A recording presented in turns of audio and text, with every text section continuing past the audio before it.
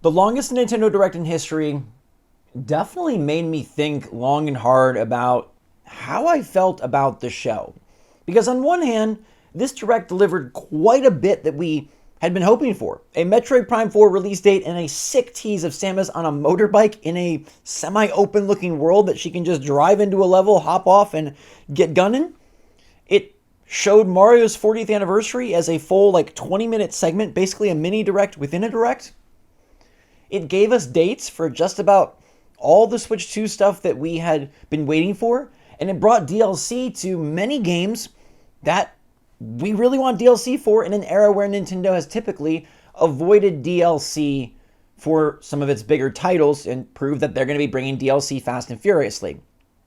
It also featured some major third-party announcements, including day and dating Resident Evil 9, Resident Evil Requiem, and giving a brand new trailer to a huge third-party game that now shows Nintendo has parity when it comes to what third parties could show off their newest trailer, their release date, their gameplay at any of the major console platform holders' shows.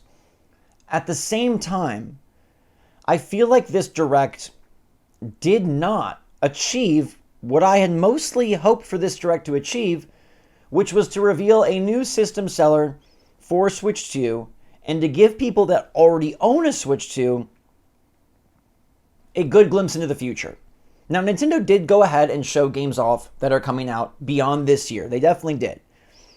Most of them, as I predicted, though, are out Q1 or Q2 of next year. They did not go very far into the future, and I think that's what left people wanting, and I am way surprised that they opted to swap 3D Mario for Mario Tennis and a Yoshi mysterious book game surrounding the new Mario Galaxy movie launch. What's going on, everybody? It's Zach from SwitchForce. Give me your rating of the Direct in the comments down below. You can do 1 through 10. You can do A through F. I'm going to be honest with all y'all, okay? I think there's a lot of games here that I'm excited to play. I'm personally a big Mario Tennis Aces fan. I think Fever looks really cool. I like the idea of swapping the rackets with the characters, mixing up kind of their moves, so it's not like, oh, DK has this power shot, but he could have a whole wide variety. And the adventure mode looks really cool. I think Pokemon Pokopia is a very interesting idea where Nintendo takes a new genre and molds it over an existing franchise that's popular, and they're basically ripping off Minecraft in what looks to be a pretty cool way. I think Metroid Prime 4 is not getting enough love. That game is going to be huge. It got so much bigger by showing off Samus's bike, and it's December, so it is out this year, it is out in a few months, and that could be considered a major holiday title. I do think Resident Evil on Switch 2 is freaking great. I think that's a great get. I think it shows Nintendo's commitment to having real, big, third-party games day and date from major publishers on the platform, not just bringing old collections. In fact, it was really devoid of old collections, although there was a handful of remakes in there, a few too many for my liking. And they did bring a Fire Emblem game. They did bring a Yoshi game. They did date Hyrule Warriors for way earlier than anybody expected, November 2nd, I believe. That's not winter as far as I'm aware. Yet, I feel like they are announcing off-year games in what should be a cataclysmic onslaught of their biggest titles. So let's start with the MIA number 1. 3D Mario, where is it? Everybody been hyping up 3D Mario before the Switch 2 launch, and we ended up getting 3D DK. Now, I thought that the issue was Mario and DK were kind of swap positions to better align Mario 3D with the Mario Galaxy movie. That's not the case. Maybe there never was rumors of Mario 3D. Maybe it was all just people confused between hearing about a new DK and a 3D platformer, and they didn't believe that those two could go together. I feel like this Direct had some good announcements for a mid-cycle Direct. What I mean by that is if this Direct was 2, 3, 4 years into the Switch 2 life cycle, I think we'd feel pretty strong about it. They've got a lot of support across a lot of different franchises with a lot of soon release dates, nothing too off in the distance. But I think off in the distance is what you needed right now, and I think you definitely should have thought more about how you scheduled your first holiday with this system. Now, the business hat comes on, and Nintendo believes that they've sold a ton of Switch 2 already. People are busy with Mario Kart, busy with Donkey Kong. They've got a Pokemon, a Metroid, and a Zelda. And that's more games than most people are comfortable buying in one 6-month time period. That's 5 big first-party games. They also know that there's a lot of people that have not bought a Switch 2, and so they need to get Mario Kart, Donkey Kong, Pokemon, Metroid, and Hyrule Warriors all at the holiday season, and that's not even possible for most people. 5 games and a system, you're talking like $1,000. So they looked at it business-wise and said, we don't need to really push any other titles. Let's let these ride, and we can elongate how we keep the great hits rolling. And so the silver lining is that you'll have more bigger releases over a longer period, whereas I feel like the Switch 1 fizzled out a little bit sooner than maybe they wanted. You know, once we got past COVID, once we got into the mid-2020s, like early 2020s, I guess, 2021, 2022, it was like, okay, Mario RPG, that's like really cool, but that's not, going to super move the needle. Okay, Mario Bros. Brothership, okay, like cool, but it's not like a system seller. It felt like we were kind of getting their second and third tier titles, and it seems like Nintendo front-loaded everything in the Switch 1 era. Doesn't seem to be the case in the Switch 2 era. I think they're also incredibly cautious of talking about games that could get delayed or shifted, and they want to keep the focus on things right now. They've clearly abandoned the strategy of teasing things far off. They did not do it in their initial Switch 2 reveal direct, and they did not do it in today's September direct. And I think for people that forked over $500, that feels like a big hole in their heart. It feels like a big missing. I had a ton of people in chat saying like, I want to sell my Switch 2. Now, I think that's overreactive, and I think there's still a ton to play, probably more than you can play in a fall. And I think Metroid Prime 4 is being undersold, because if Metroid Prime 4 was revealed this year for Switch 2, it'd be like the hugest thing. Because it was revealed 8 years ago, it feels like, oh my god, we've been hearing about this forever. Could you just finally get a release date? I think they did botch the marketing by not dating that game earlier and letting people know when it was coming out. So they tried to keep it as like a, oh my gosh, it's a big reveal in this direct, and it didn't feel like it. I also didn't like that Metroid Prime didn't even get a single verb. The guy didn't say anything. Koizumi didn't talk about it, but he gave lots of verbiage to plenty of other games. And there are some more niche titles like Tomodachi Life that are going to be very appealing to a subset of players. But I think they're kind of showing that they're gearing themselves towards a more casual audience. And I'm just the messenger. I don't like that. I feel like that's what we're seeing. And I could be wrong, right? They could say, hey, look, we think Pokemon Legends ZA is a more hardcore Pokemon. We think Metroid Prime 4 is a hardcore, it's a first-person shooter. We think that Hyrule Warriors Age of Imprisonment is going to be a pretty intense game. And we think Fire Emblem is definitely a hardcore title, even though Fortune's Weave to me is a terrible title, name-wise. And I don't really have a huge affection for Fire Emblem.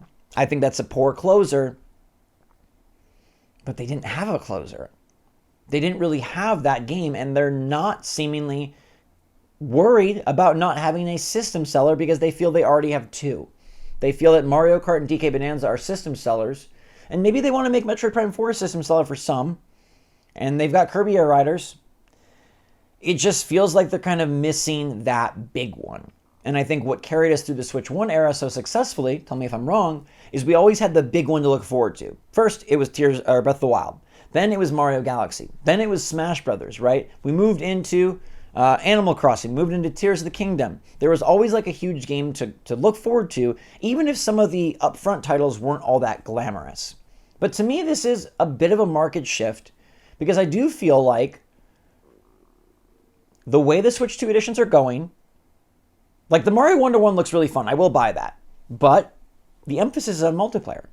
There's a Yoshi game that is the last thing they showed for Mario's 40th, right? They led with Galaxy 2, which, let's pause, I guess, before we talk about Yoshi.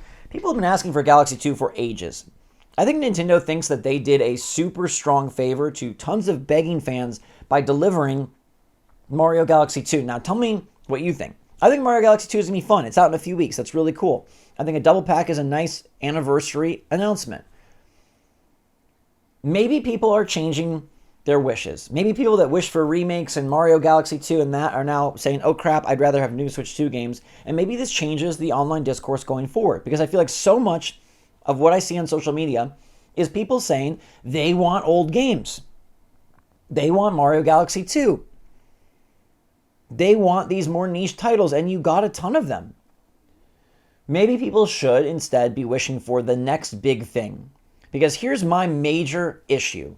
The Switch 2 is a much more powerful system than the Switch 1, and what game that Nintendo showed off first party is really taking advantage of that new power. And I have to say, I didn't see any. Metroid Prime 4 could, but Metroid Prime 4 is releasing on both platforms. I don't need a Switch 2. Pokemon Legends ZA could, but I don't need a Switch 2 for that either. The Switch 2 editions, they are not taking full advantage of the power because they're just up-resed games from before. Is Yoshi and the Mysterious Book taking full advantage of the power? The art style looks great, but I feel like that game is going to be very child-friendly. I feel like that's going to be very casual-friendly. And I feel like maybe Nintendo saw Animal Crossing do so well, and they feel like that is their new core audience. In which case, I have a major problem. Now, Mario Tennis Fever is probably the most hardcore game that they showed off, with 30 playable characters, interchangeable rackets, an adventure mode, online modes, and a whole lot of inclusion of modern stuff, like new-looking DK, Pauline, the Wonder Flower, etc. That game looks really sweet, but I know Mario Tennis Fever is not a system seller, it's not a closer, it's not a major hit. What game that Nintendo showed you is taking full advantage of the Switch 2? I'll tell you. Mario Kart World and Donkey Kong Bonanza, but they're already out. Nintendo doesn't feel like they need to give you a system seller because they think they've already given it to you and they're waiting for people to catch up. Now, for us hardcore, we have to remember that we make up a very small percentage of the overall audience, the people that follow YouTube, that follow this on Twitter, that stay up for the directs, that get up early. That's a very small percentage, and unfortunately, Nintendo is not going to target those people. But I do feel like between Pokopia instead of Pokken Tournament, Yoshi instead of like 3D Mario or a Bowser game, I feel like they are pleasing the hardcore with niche, Metroid Prime 4, Fire Emblem Fortune's Weave, and they're pleasing the main, biggest audience. They're giving their main focus to what they feel is a more casual audience. And I think DK Bonanza is super enjoyable by the hardcore, but I think it's also enjoyable by casual. I think Mario Kart World is super enjoyable by the hardcore, but also enjoyable by casual. So I would say that Nintendo, for the Switch 2, has not delivered a super great hardcore reveal yet. 3D Mario obviously appeals to both, but like that is the game that sells systems, and I'm shocked that this system didn't open with one and seemingly won't have one in its first year at all. Now, maybe Mario 3D is being saved as the holiday 2026 title, and maybe they feel like they can space that out and make you wait. They've got the movie launching, and they're making money hand over fist on the system, and that's sort of I think the thing you have to remember, whether it makes us feel bad or not, Nintendo is making Scrooge McDuck piles of money. The Switch 2 is the fastest selling system ever. They don't feel like they need to blow their load. They don't feel like they need to overwork. They don't feel like they need to give you hot ones. They had to give you hot ones with Switch 1 because they were coming off the Wii U. And I think this is showing a company that's coming off a super high versus a company that's fighting back after a super low. And honestly, I prefer the company that is scrappy. Look, after a loss, you have motivation, energy, determination, and need, right? There's pressure. You have a desperation to get it right. After a huge win, some people choose to coast. I wouldn't say Nintendo is coasting because there were a ton of announcements today. 60 minutes, you just can't deny it. Resident Evil Requiem is a huge third-party get, okay? Final Fantasy VII is coming out later than I expected. January is weird, but okay. Square's trying to make it the best they can. Hades 2 is a time console exclusive in a few weeks. Mario Galaxy 2 is out in a few weeks. They do have quantity this holiday, delivering Age of Imprisonment, Kirby Air Riders, Pokemon Legends ZA, Metroid Prime 4. They've got DLC already planned for Pokemon Legends ZA. And they announced quite a few new titles for spring. Like, it does feel like the first 6 months of 2026 are loaded with Yoshi, with Mario Wonder Switch 2, with probably Fire Emblem, with Tomodachi Life, with something else got a spring 2026 date. Oh, Mario Tennis Fever is out in what, February? That's soon. That game looks great. They just don't have it. When you go to write your article, make your video, tweet about today, what is the it? To me, the it is Samus on the bike. And it should have been the Mario 40th anniversary. The Galaxy teaser was straight up a teaser of the title. They did not deliver a trailer, which I think they should have given their fans. They're going to give the trailer to another movie or to some sort of premiere. They should have given it in the direct. The 40th anniversary is definitely not at the caliber of the 35th anniversary, because the 35th anniversary brought more. And it brought things in a way that didn't feel also ran. It didn't feel like, hey, what are we scraping through? Galaxy 2 is big. The fact that you can buy it individually is great. I'm excited for that. I'll play the heck out of that. And I guess at the end of the day, I will play so many of these games. My gaming time and my gaming dollars will be taken and filled. It's just not really how I envisioned a system starting off. But if you look at the PlayStation 5, the Xbox Series X, those consoles didn't start off with a bang either. I think the Switch 1 was a strange anomaly because Nintendo was in feisty mode. And maybe we just prefer a feisty Nintendo. They made some odd choices. Rather than dropping new GameCube games, they're giving Virtual Boy with a mandatory accessory. That seems like an attempt to go to the hardcore, but it's failed in my opinion. I think maybe what we have going on here is Nintendo just slow playing it. And they're going to bring the better, bigger stuff over a more elongated period of time. Now, part of the issue is there was so much hype for this direct and so much waiting for this direct because they haven't had a general in so long that we were expecting the big guns. There wasn't really a big gun. The reason I feel bad about this direct is because there wasn't really a big gun. Nintendo delivered a lot. There's quite a lot of quantity and quality, I'll be honest. Like, I'm going to try the Yoshi game, even though I think it's for younger players, because I've liked stuff like that before in the Kirby and Yoshi franchise. I'm going to try Pokepia because I think it's really interesting to see Nintendo take on Minecraft.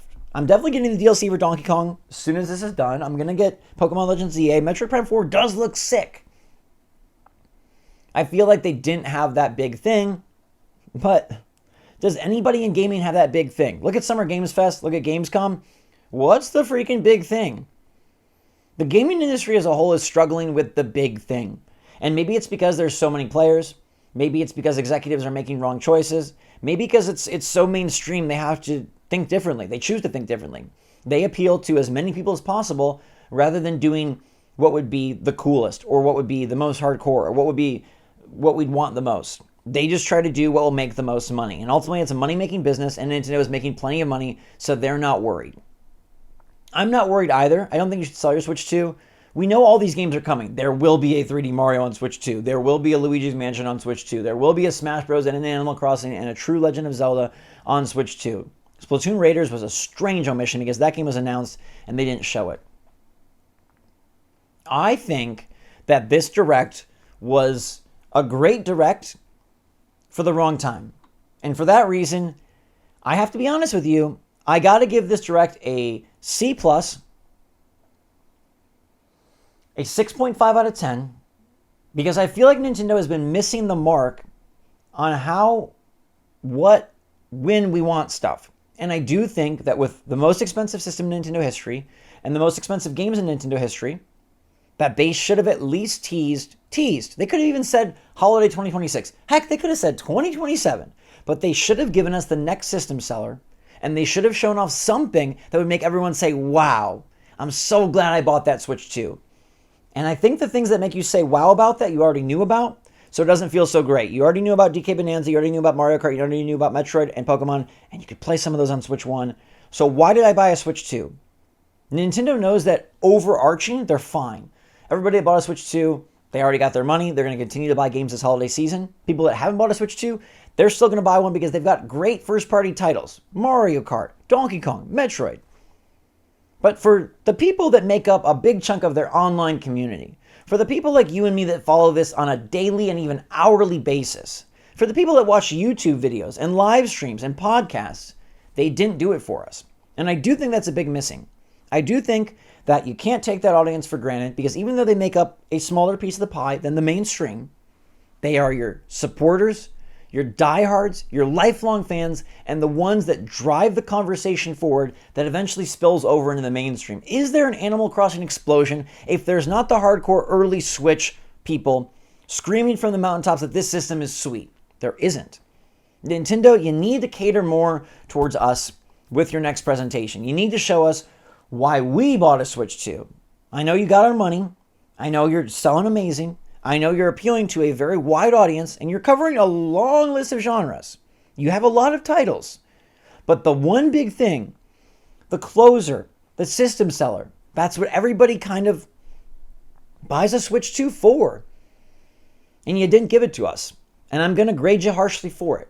Because I think no matter what you do, you have to give that big hope on the horizon. And you were burned by showing Metroid Prime 4 early. You were burned by showing Tears of the Kingdom early. That's on you, buddy. That's not on us. We still deserve big announcements because we bought this big system, okay? C+, 6.5 out of 10. I'm shocked I'm saying that. I did not think that would be the case whatsoever. But I have to be honest and truthful. And despite, we called the date, we called the 777s. I thought the third-party support was pretty good. I think Resident Evil Requiem is a huge get for the platform. Launch day, that's very good for the future. I think the future of the system is really promising. And I even think there's more to play than we can right now.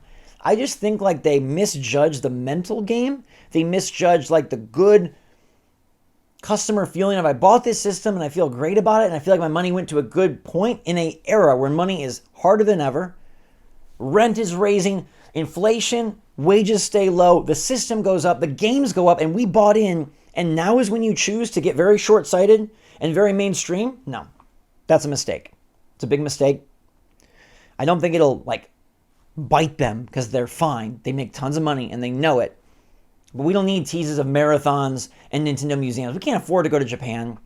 We just wanted a big 3D Mario or a huge tease of a Smash Bros. Or even like a Luigi's Mansion 4, like something that was like, okay, dude, that's a big game on the horizon. What's the big game on the horizon you're looking forward to? I mean, there's stuff coming out soon. Metroid Prime 4 is it, but we've been looking forward to Metroid Prime 4 for almost a decade. That ain't going to cut it. The next Direct is going to be huge in terms of its place. I don't know it'll be huge in terms of what they actually announced, but the stakes are huge. It's the first year. It's the opener. Other consoles really struggled with their initial lineup, and Nintendo, by all accounts, has delivered some bangers. Metroid Prime 4, the trio of Mario Kart, Metroid Prime 4, and DK Bonanza is like an insane launch trio. It's just kind of the way they went about it, the way they handled it, and the fact that there's nothing on the horizon. Do you agree? Let me know how you feel, what you grade this Direct, how you feel about it. I'm sad that I'm saying, I'm disappointed. And there's a part of me that's like, no, you're not, because you're going to play a ton, but I do think they're mishandling this. And I think they've mishandled it since the start of Switch, since they brought up the $80 price tag and said, oh, it's going to have plenty to deliver. And it didn't. It's a great game, but I think they sullied their own product by speaking it up so much. And then Virtual Boy over GameCube themes is just dumb. Anyways, let me know your take in the comments down below. I could talk for an hour. I'll let y'all ride on 22 minutes. In the meantime, thanks so much for watching. Stay safe, stay healthy, stay happy, stay positive out there. The Switch 2 will be fine long term. When we get to the end of the life cycle, you're going to say, okay, 3D Mario was great, Zelda was great, Smash Bros was great, Animal Crossing. Those games are all coming. It's just bad timing. And I think it's poor execution. And I think it's a little bit overconfident, a little bit greedy, and a little bit operating from a position of strength.